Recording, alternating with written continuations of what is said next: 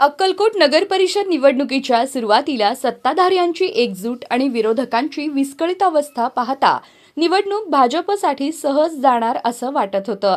मात्र शेवटच्या 2 दिवसात काही नगरसेवक जागांसाठी झालेल्या लक्ष्मी दर्शनाच्या चर्चेमुळे निवडणुकीत अचानक अटीतटीची लढत निर्माण झाल्याचं बोललं जात आहे. भाजप विरोधी सर्वपक्षीय आघाडीची चर्चा रंगली होती, परंतु समन्वयाच्या अभावामुळे सर्वांनी स्वतंत्र लढत निवडली.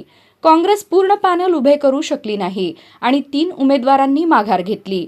दुसरीकडे माजी मंत्री सिद्धाराम म्हेत्रे यांनी शिंदे सेनेचे स्वतंत्र पॅनल उभे करत समीकरण बदलले. भाजपने आमदार सचिन कल्याण शेट्टी यांच्या नेतृत्वाखाली शेवटपर्यंत ताकद लावली.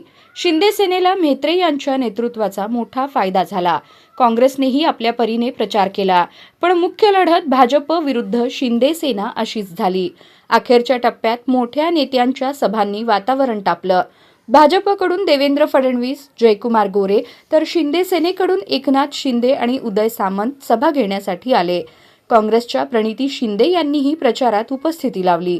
पण आता यात बाजी कोण मारणार हे 21 डिसेंबरच्या मतमोजणीत स्पष्ट होणार आहे. तुम्हाला याबाबत काय वाटतं? आम्हाला कमेंटच्या माध्यमातून नक्की कळवा.